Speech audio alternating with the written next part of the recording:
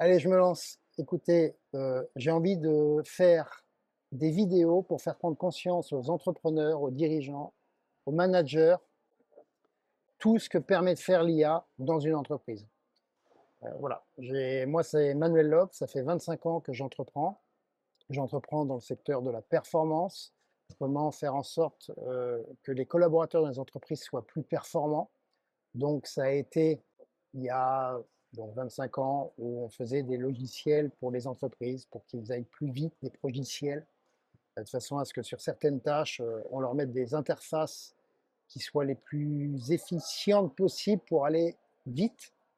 Et donc moi, personnellement, j'adore créer. Euh, j'ai horreur de faire les choses deux fois. J'adore les faire une première fois. Et la deuxième fois, j'adore créer un système ou faire en sorte que cette deuxième fois aille plus vite que la première fois. Donc, qu'est-ce que je peux mettre en place pour ça?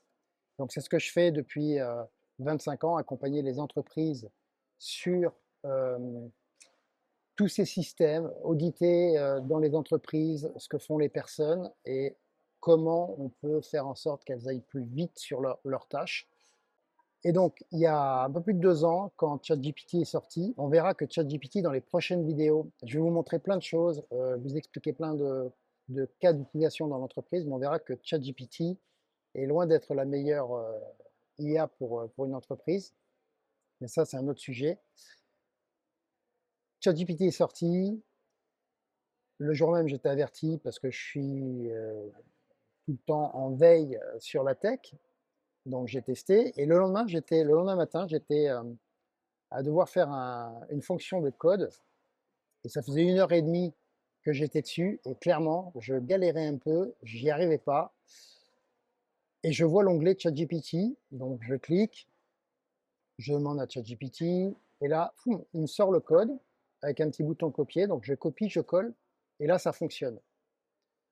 Et là, je me suis dit, ah, intéressant. Peut-être que moi tout seul, j'aurais mis 2 heures, peut-être 2 heures et demie, je ne sais pas. Mais et si j'avais mis 2 heures, je me serais dit, OK, là, ça fonctionne, c'est bon, on passe à autre chose. Et là, ça s'est fait en 5 secondes, 5-10 secondes, et la créativité arrive. Dire, ah bah tiens, mais si en plus ça pouvait faire ça, ça serait pas mal. Donc je demande à l'IA, elle modifie la fonction, je copie, je colle, ça fonctionne. Ah bah tiens, mais en même temps, si ça pouvait faire ça, et là du coup on continue, et à la 5e fois, je copie, je colle, et ça ne fonctionne pas. Et là, je me suis dit, ah bah tiens, alors je vais voir l'IA, je dis, bah ça ne fonctionne pas. Elle me fait, désolé, j'ai oublié d'initialiser une variable, voici la correction. Je copie, je colle, et ça fonctionne. Et donc là, je me suis dit, c'est magique. Euh, donc du coup, j'ai complètement switché sur comprendre les outils. Je me suis dit, bon, ben là, dans les entreprises, les personnes doivent savoir interagir avec une IA, comment bien la questionner, comment optimiser les prompts, hein, les directives qu'on donne à une IA pour avoir les meilleures réponses possibles. Donc j'ai commencé à former énormément d'entreprises, d'utilisateurs à utiliser correctement ces outils. Et donc là, je me suis aperçu que c'était pas simple. C'était pas simple pour des utilisateurs d'interagir avec une IA. Même si ça paraît simple comme ça, mais obtenir des bonnes réponses nécessite de formuler des bonnes instructions. Et formuler des bonnes instructions, c'est pas simple. Alors, ça s'explique aussi dans le sens où c'est vrai, on va à l'école toujours avec cette idée de bien répondre. On doit bien répondre. Je vais passer un examen, je dois bien répondre, je dois bien répondre. Sauf qu'avec l'IA, c'est tout le contraire. C'est elle qui répond et nous, on doit poser des questions, se poser des questions. Et quand elle répond, on doit aussi se poser des questions sur sa réponse. Et donc, ce changement n'est pas simple pour tout le monde. On a plutôt tendance à être formaté dans la réponse. Donc à partir de là, après avoir formé plusieurs centaines d'utilisateurs à l'IA, je me suis aperçu que je m'étais fait des stats un peu pour voir sur les sessions. J'étais à 7 personnes sur 10 qui avaient des problèmes d'interaction avec l'IA. Dans le sens problème d'interaction, pas des prompts et des instructions efficaces pour obtenir des réponses pertinentes de l'IA.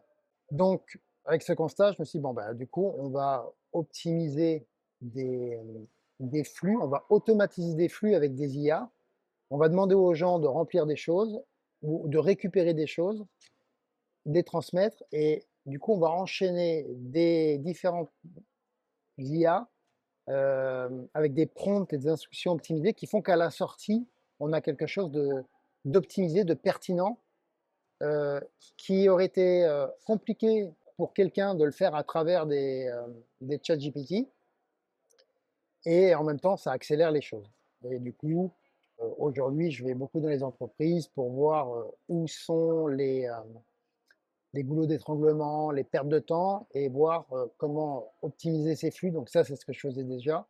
Mais comment on peut intégrer l'IA parce que du coup, maintenant, l'IA est un vrai sujet dans l'entreprise.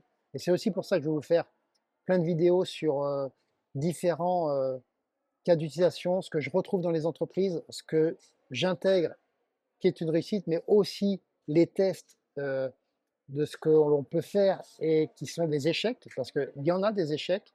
Il y a des choses auxquelles on pense, on se dit ouais, c'est bien, je le fais comme ça, et puis on s'aperçoit que euh, quand c'est en activité, en prod, c'est un peu plus compliqué à maintenir. D'ailleurs, c'est un sujet sur lequel je reviendrai aussi également dans les vidéos où on voit beaucoup d'automatisation, de choses à base d'IA. Ouais, j'ai fait ça en 5 minutes, en 10 minutes. On s'aperçoit qu'en effet, on peut faire des petites choses marrantes en très peu de temps. De là, les déployer en production dans une entreprise, il y a quand même pas mal de petites choses à prendre en compte. Et entre ce qu'un marketeur pourrait dire sur un agent IA ou autre chose et la réalité du terrain, on a quand même un gap assez important. Donc voilà, moi le but c'est de vous partager un maximum de choses sans filtre, que vous puissiez vous prendre conscience de ce que vous devez mettre en place dans votre entreprise, ce à quoi vous devez faire attention, les pièges à éviter parce qu'il y en a pas mal. Donc voilà, c'est essayer de vous donner un maximum d'infos au jour le jour. Voilà, quand je vois un cas qui me paraît pertinent, je vais vous en parler. J'ai énormément de sujets en tête à aborder, donc là je sais que j'ai une trentaine de petites capsules vidéo sur des sujets importants qui couvrent le domaine de l'entreprise, hein, parce que c'est vraiment ce que je fais. Donc voilà. N'hésitez pas à poser vos questions. Si vous vous posez des questions sur l'IA, comment l'intégrer et tout, allez-y dans les commentaires. Je ferai des vidéos dessus pour vous aider. Ça peut m'aider aussi à trouver des sujets qui sont pertinents.